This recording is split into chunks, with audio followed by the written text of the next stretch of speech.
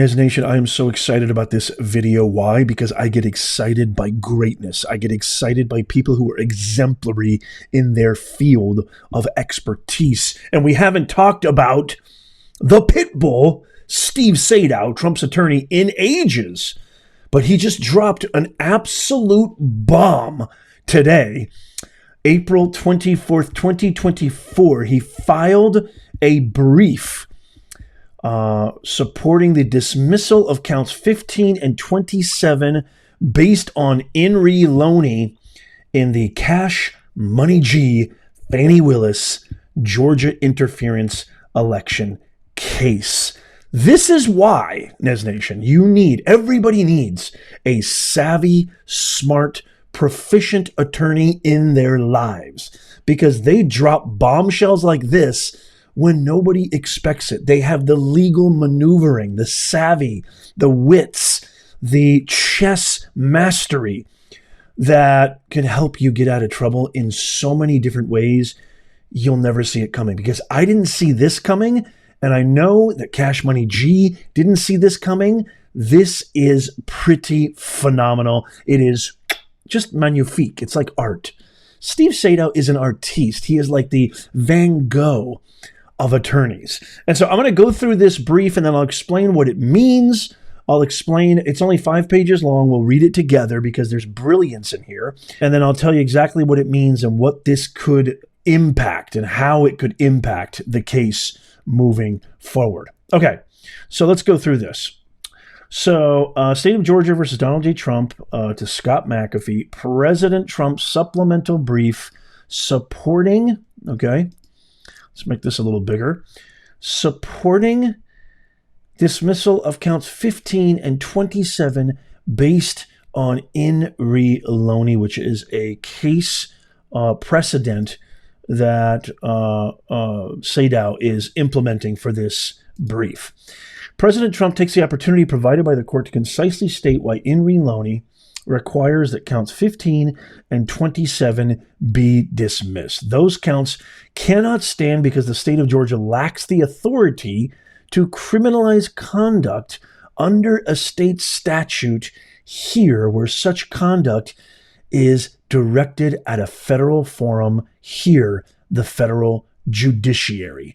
Essentially, Loney decided that a state cannot prosecute a crime under a state criminal statute when the alleged conduct only constitutes, and again he cites the actual precedent, an offense against, quote, the public justice of the United States and within the exclusive jurisdiction of the courts of the United States. Consequently, the state of Georgia cannot punish the filing of an allegedly false document in federal court, as the power to do so belongs solely to the federal government.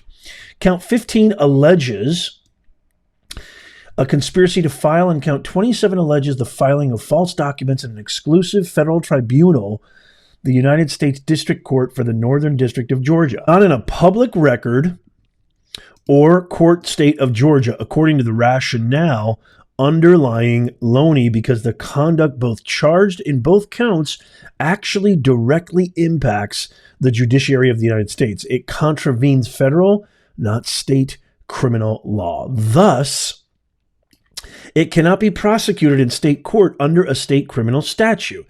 This holds true even though, and that's the kind of sort of attribution, identification of that case, on its face, attempts to assert concurrent criminal jurisdiction over the filing of a false document in a court of the United States.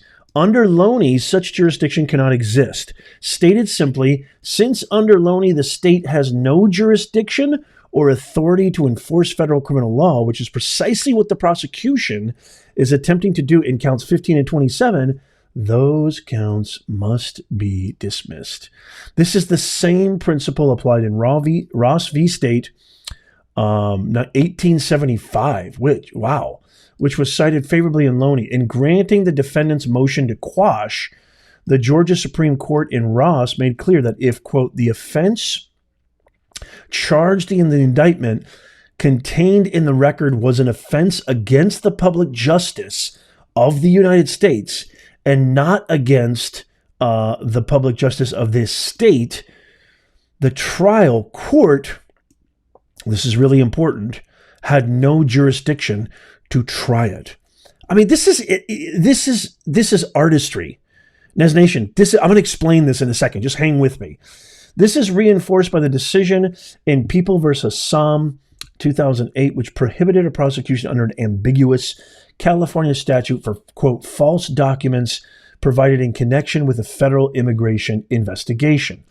In so holding, the Hassan court noted that several laws potentially criminalize the presentation of false, fraudulent documents in connection with the investigation, which led the appellate court to limit the reach of the state statute to its manifest purpose to protect the integrity of the state and not federal proceedings. Our case is no different. Using, which necessarily includes filing, false documents in the jurisdiction of the judiciary of the United States is criminalized by a specific federal statute. That statute is designed to protect the federal interest against the use of allegedly false documents in connection with the United States judiciary. The alleged conduct which the state is attempting to prosecute in counts 15 and 27 is addressed by the federal false statement statute, and thus jurisdiction is exclusively vested in federal court. As such, the state is without jurisdiction or authority to prosecute President Trump when the plain purpose of doing so is to protect the integrity of federal matters. The state at issue here reaches too far and may not be applied to criminalize the conduct alleged in counts 15 and 27. Those counts must be dismissed. Respectfully submitted, Stephen H. the Pitbull Sadow. Wow. And, you know, I just have to comment here. So many channels have copied and stolen my moniker for him. It is egregious. It started here, Nez Nation. It started with us. It started here at my channel. I am the one who coined the moniker, The Pitbull. I am the one who's been talking to him on LinkedIn and X. We're connected. He follows me on X. We're going to have him on the show as soon as this trial is finally summed up and concluded. He's going to come on our show. He promised me he was going to give me an interview. You got to subscribe just for that. Okay, so let's talk about what this means. Okay, so in simple terms, this is why this is artistry. I'm going to talk about a brief summation of what in the world just happened there. Then I'm going to talk about, you know, is this a request that's even credible by Sadow, the Pitbull, and Trump's attorneys? And then what is the impact? What are the ramifications? What are the outcomes? So in simple terms, the brief claims that since the alleged actions, filing false documents, occurred within a federal court, only federal authorities can prosecute these actions, not the state of Georgia. Bookmark that. That's important. Therefore, they are requesting that the court dismiss the charges that deal with these actions, as they believe the state court lacks the jurisdiction to handle them. The document, this briefing that Steve Sadow filed and sent to McAfee, Pussycat McAfee, that is, meow. The document references legal precedents because this is such a... The document references legal precedents in other similar cases to support this claim, arguing that this is a matter of federal, not state court. The reason why this is such artistry, Sadow knows his audience. We know from Judge McAfee's ruling on the disqualification hearing, it must be Wade or it must be Fani Willis. We know that he is to the nines, to the T, follows the book about as closely as you can with a fine comb without dare edging outside the lines. Sadow understands this. This goes back to Aristotle's rhetoricals of the principles of rhetoric. He understands his audience. He understands his purpose. Therefore, his conveyance adheres and adapts to his audience. So he is bringing up these legal precedents to very, very similar cases to give Judge McAfee ample resources, ample tools, and ample evidence so that he can rule in his favor, given the fact that he's given him all this legal precedent claims and evidence and support. So was this a credible request? I mean you can't, what kind of request is this? So this really hinges on several factors. Number one, legal precedents. The brief cites, quote, in re Loney and other cases as precedents that support the idea that certain crimes, particularly those involving federal entities or interests, fall exclusively under federal jurisdiction. If these precedents closely align with the facts of Trump's case, the argument may be seen as legally sound and credible. Another factor is interpretation of law. The interpretation of state and federal statutes and their scope of application plays a critical role. I mean, critical, especially with McAfee. The defense argues that the state statute in this case is overreaching when it attempts to regulate actions that pertain directly to federal matters. This interpretation needs to align with established legal standards and interpretations for the argument to hold weight. I truly believe, and Sadow's been doing this time and time, he's been hitting it out of the park every single time. I feel like in this instance, he did just that. The third thing is judicial discretion. Ultimately, the decision rests with Judge McAfee. So if his interpretation of the law, influenced by arguments from both the defense and the prosecution, will determine the credibility and acceptance of this request. And then finally, the context and details of the case. The specifics of what was allegedly done wrong, filing false documents in federal court, add a little bit of complexity. If needed, the actions fall squarely within the federal jurisdiction, as previous cases suggested. The defense's request may be considered credible. However, what's going to happen is Cash Money G is going to argue that the state has concurrent jurisdiction, or she's going to provide her version of interpretations to justify why the state can prosecute these offenses. And that is going to weigh on everything as well. So it's not automatically credible. It must be persuasive in the context of the specific legal and factual nuances of this case, which I think the judge's ruling will reflect whether the pit bull did a good job of deeming this legally justifiable. Okay, so what are the chances that the judge rules in favor of this request?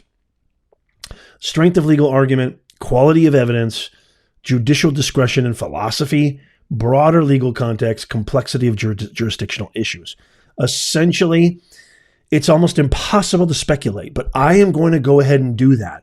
I'm going to say that McAfee has enough, just like he did when he injected in his ruling in the disqualification, he injected the odor of mendacity, or the appearance of impropriety, which basically he was saying in polite terms, Cash Money G tore this case asunder and it stinks to high heaven.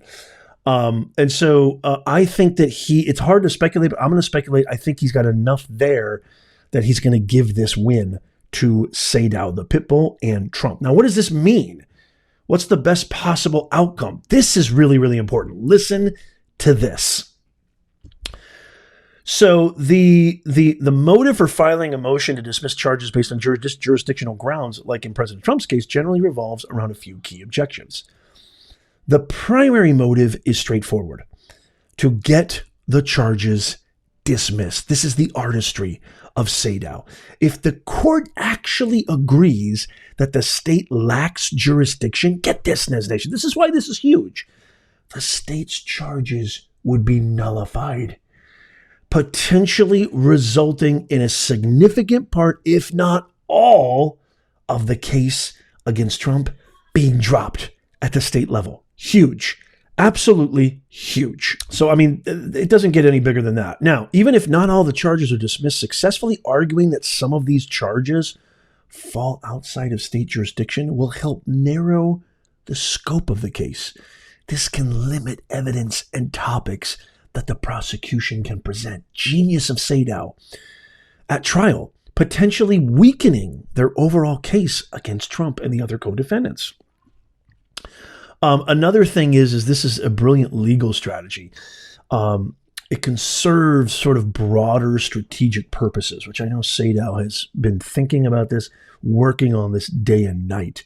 They can test the legal theories and responses of the prosecution, force them to reveal aspects of their case strategy, or even, more importantly, delay proceedings. We don't want any of these trials to really see a courtroom until after the election. And trust me, they're going to if this doesn't go to court by election, they're going to dismiss all these charges, because that's the only reason they're bringing this sham trial up. This can also provide a little more time for the defense to prepare and even negotiate. This also sets precedent. So successfully arguing this point could set a legal precedent that could benefit Trump and others in future cases. So particularly how certain actions are related to federal matters are prosecuted at the state level. And then this one's the big one: public perception and narrative control. Filing such motions can influence public perception. We've seen what's happened with the hush money scam, the Letitia Big Shame James scam, Alvin Do Nothing Bragg scam, Judge Gargamel, Judge Juan Merchan, the Don, the fake Don. This really does a good job of, showing everybody how unjustly pursued by a state it's overreacting. It shows that these authorities are overreacting. And this can be very significant in this election cycle, this election season, particularly this case poignantly. So if they win, the best possible outcome is complete dismissal of relevant charges, a shift to federal jurisdiction, okay, which would mean that Trump could get a more favorable venue or even a set of legal precedents. And this could be a huge, huge win. Or it really could be a strategic victory in the sense that Trump's overall legal position in any ongoing or future cases, providing a tactical advantage and possibly influencing negotiations or settlements in related matters. Okay, to sum it all up, this motion aims to exploit legal and jurisdictional nuances to achieve a favorable outcome, obviously, for Trump, whether by outright dismissal, complicating the prosecution's case, or influencing broader legal and public narratives. Again, I say this from the bottom of my heart. Mr. Sadow, you're a genius. This is the kind of stuff I don't think anybody could think of. And I don't think anybody understands how artistic, how powerful, how exemplary in action this is. And Cash Money G is just looking at her. She's going like, what? How? Where did this come? She is so incompetent. She is so out of her element. She is so out of the realm. It's like a white belt taking on like a triple ninja master quadruple black belt. She is out of her league with Sadow. Sadow is the real, genuine article. And DA Cash Money G. Willis, she's just a DEI affirmative action district attorney who has no business being there. We all know this. So I turn this over to you, Nez Nation. I want to hear what you guys have to say about this. What do you think about this explanation? What do you think about this motion? What do you think about what's going to happen? I want to hear from you. As always, I try really, really hard to respond to all the comments. Personally, it's literally physically impossible for me to do that. So members get first priority, as do super chats and super thanks. Thank you so much for that. Members, consider becoming a member. It only costs you a cup of coffee a month to support the truth, support this channel. We would love to have you be part of this. You get a special badge next to your name in live stream, shout outs, exclusive content, exclusive members only Discord server we just got opened a week ago, and so much more. So consider becoming a member. Also in the pinned comment and in the show notes and description is our free newsletter, Become a Nez Nation Insider, so you get all the latest breaking news, current events, top stories that mainstream media won't cover right to your inbox. That's in the pinned comment. That's free, by the way. The membership costs a cup of coffee a month. You spend more than that at Starbucks anyway in 30 seconds. But the newsletter is absolutely free. It's 100% free. So just give us your best email and boom, you are in. As always, check out these videos coming up right here on the screen, Nez Nation. And as always, God bless you, your families, and God bless America. I'll see you soon.